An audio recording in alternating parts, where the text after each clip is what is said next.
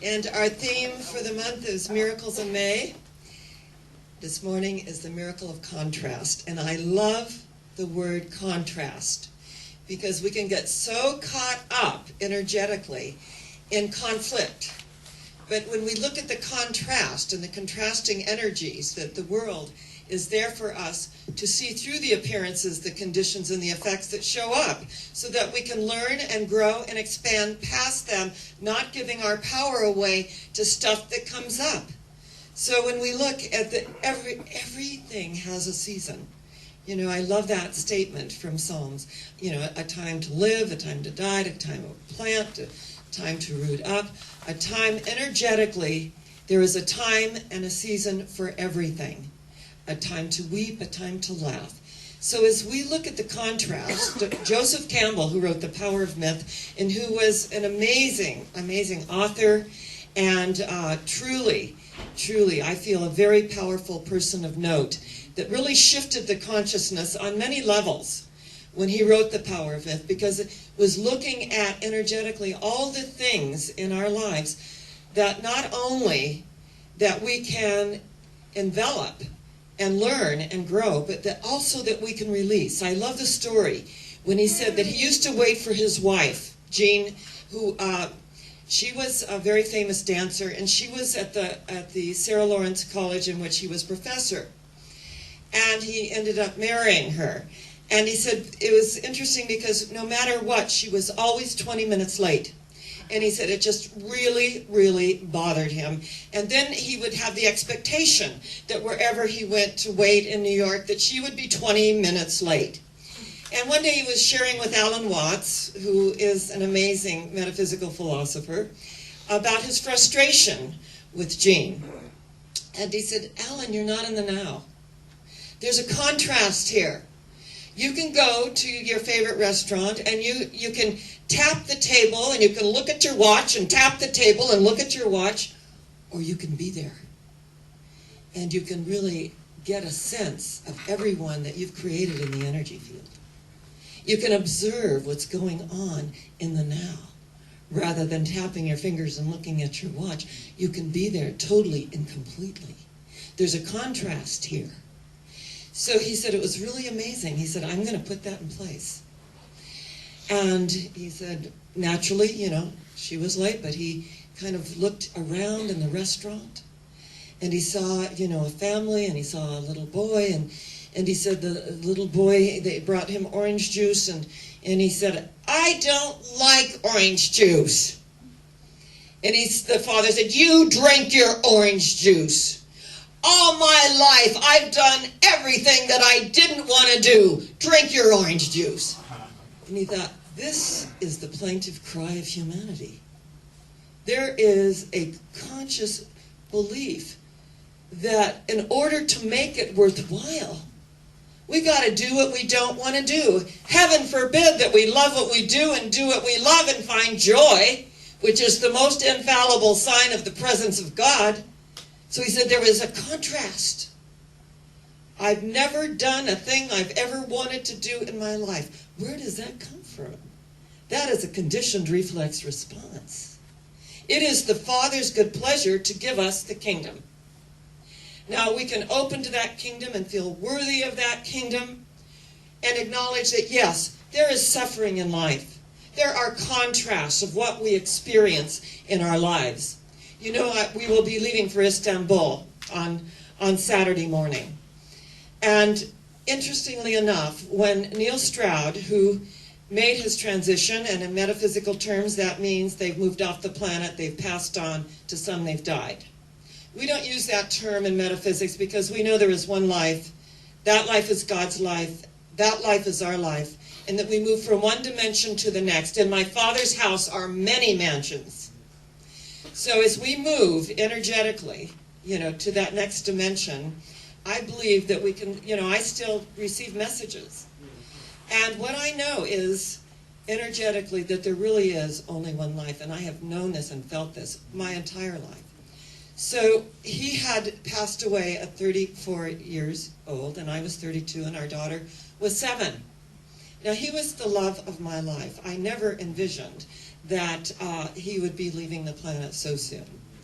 So I was speaking in New Orleans, and I took his mother with us. So it was the first anniversary of his passing. And we took roses, and we do this every year.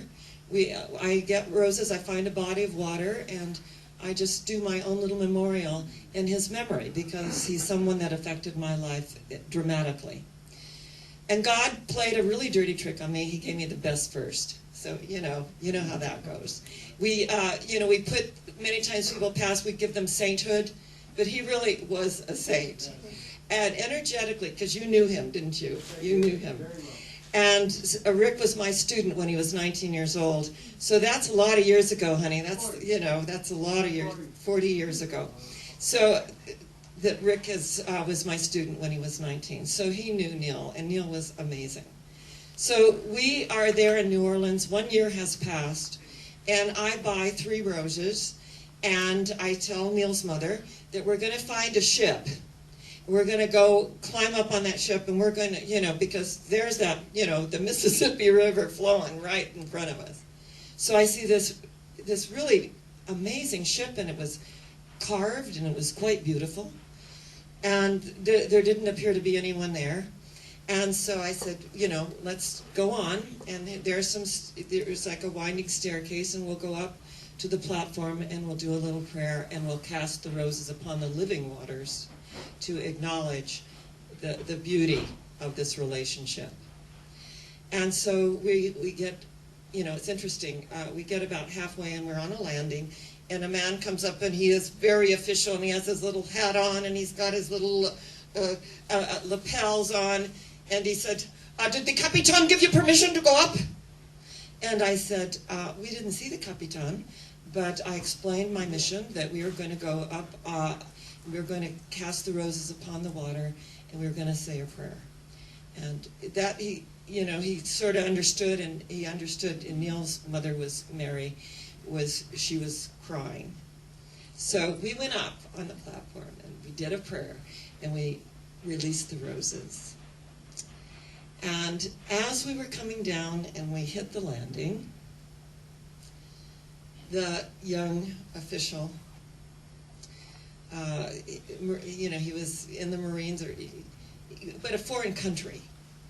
He said, the Capitan would like to see you in his room. So we went down, and we went, in the corridor, and everything was just so beautiful. It looked like all teak wood, it was all carved. And so we went to the captain's quarters, and the captain introduced himself that this was a Turkish ship, and that he understood that we had a mission of mercy. And would we please be seated? And they brought out the most wonderful Turkish delight. And he said, do you like Turkish coffee, which I love? And then I explained, that this was my husband's mother, and, that he had passed away the year before. And he began reciting Rumi. He began talking about fanning the flames of love. And that beyond right doing and wrong doing, that Rumi is so amazing. He's a metaphysician. Beyond wrongdoing and right doing, there's a field. The field of all possibilities. I'll meet you there. And as he began talking about the flame, that even though it appears to go out, the embers are still. Absolutely. The embers are there. They're kindling underneath the ash, but they are alive. And as we absolutely fan the flames of life, that they come alive. So we sat there. We were there for 2 hours. Then he went and got this Turkish doll for my daughter, and gave my daughter gave her a doll, and gave us gifts. Beautiful little silver Turkish spoons, and it was so sweet. And after that, we began to correspond for many, many years. Now, in the contrast of this, that there is a grief situation, and there are tears, and there is energy. And then on the other side of that, there is compassion, there is caring, there is love, there's broken English, but everyone understands the language of love, do they not? Everyone understands the language of love. And throughout all those years of corresponding, and his wife would send us beautiful, little Christmas cards, and we would send our things. And then one day I received a letter that he had made his transition, that he had moved off the planet.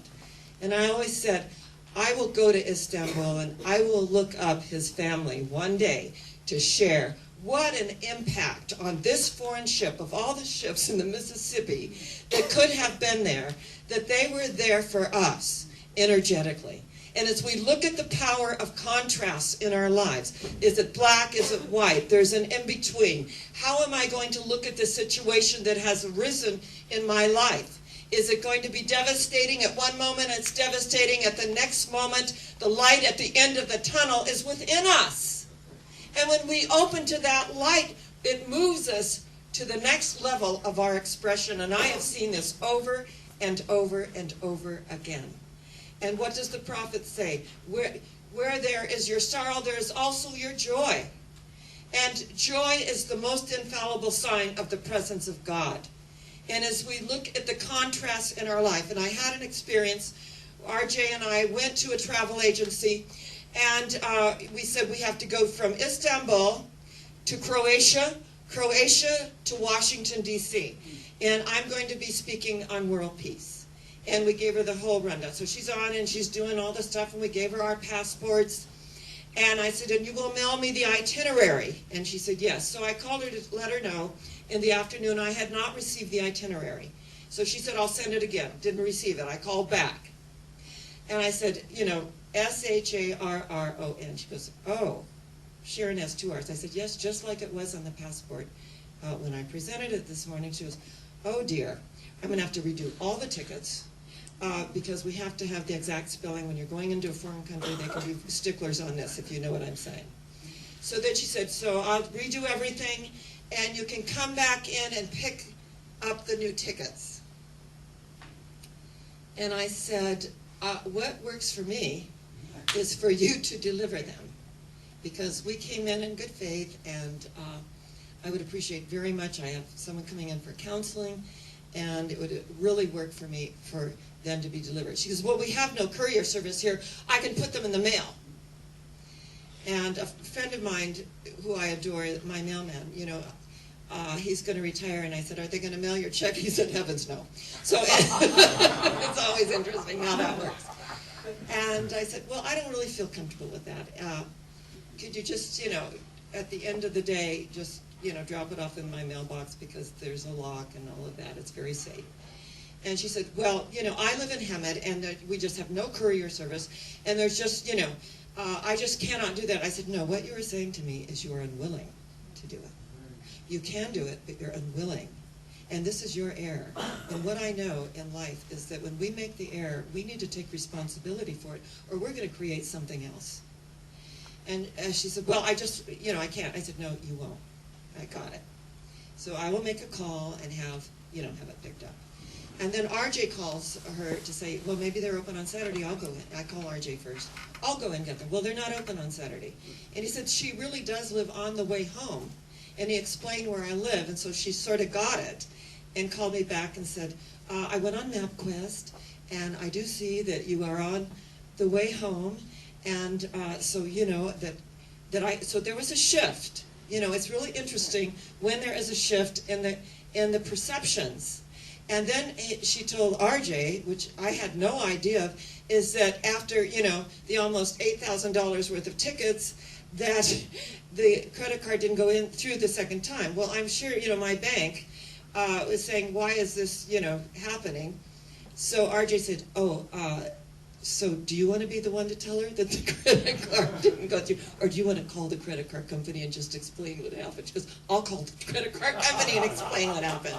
So, it's really interesting how that works, because and I was just myself. And I just feel like if I make the error, I'm going to take responsibility and I'm going to make it right. And that's just what we do in our way of life, because what is the twin of responsibility? Freedom. The freedom to live our lives from the very highest point of view. And it's so interesting how many people feel at the effect of life. that they can't do this, they can't, then, the Course in Miracles says it only takes a little willingness. A little willingness. And when we open to the willingness of life, to allow life to do what life does best by means of us, we open the space. And I love how many stories I've heard. I went to the chiropractor yesterday, and my chiropractor, Dr. Terry York, said, how's your mother doing? She says, well, the Alzheimer's, it's pretty progressed. But when I go in, she says, don't I know you? Don't I know you? She says, yes, I was your firstborn. She goes, that's right. That's right. You were my firstborn. And she said, we have this interesting conversation. And she told me how she walked, to Minnesota or somewhere. And then her roommate vouched for it and said, it was such a long walk. Wow, walking to Minnesota. And she goes, and Terry said, it really is a long walk to Minnesota. And she goes, I'm just right there with her, whatever it is. The roommate's vouching for her, all is well. And then I love what RJ was sharing about his mother who had polio, and she wasn't supposed to have children, and she had 3 children. And so the contrast of polio is a bad thing. But the contrast is, what am I going to do with these things that occur in my life? Well, you know what? I can listen to the experts all day long till I'm blue in the face, but the truth is, I got to listen to the still small voice of God. The Bible states, be still and know that I am God. Be still and know. Shut up. Be still. Listen to that voice. Be still and know. And the knowingness is that there's always a higher energy that's there for us. And that as we move through our life, there are contrasts, and there are energies, and there are sorrows, and there are joys. It's going to have all of it. This is a mixed bag, this thing called life. So when we put our hand in and something comes out, we think, oh, I didn't choose this. Yes, we did. We needed to learn and to grow and to move past it. So on this Mother's Day, I bless Mother Earth, and I bless the energy of the universe and the opportunities that we had to grow. My mother always told me, you can do anything, but she didn't believe it for herself. The 2 saddest things in life are having a goal and not reaching it, and having a goal and reaching it. Her one goal in life was to get her kids raised. After she got her kids raised, she didn't have a further goal, so she began drinking with my father. So instead of my father just being the alcoholic, then we were grown and we had to deal with my mother. But through that energy, I learned so much. I learned about unconditional love. I learned about compassion. I learned about non-judgment. I learned so much during that time. And when I was just sharing with my mother everything that I went through, and I was really crying, and I was, sobbing, she said, oh, dear, I wish I could just put your head in my lap and stroke your hair. And in that moment, I was healed. She responded in love. And I could let it all go. So what I say to us today, let's look at the contrasts in our life. There's a lot of conflict that does go on. Let's move past that and realize that I'm on the solution level. And when we're on the solution level, we go to the next level. And in that expression, there is joy, there is aliveness, and there is wonder, and there is magnificence.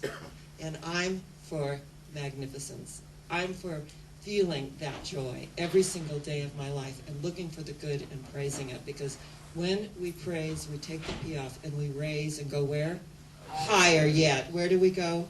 Higher yet. Where? Higher yet. And so it is. God bless you. I love you. And it's a great day in the neighborhood.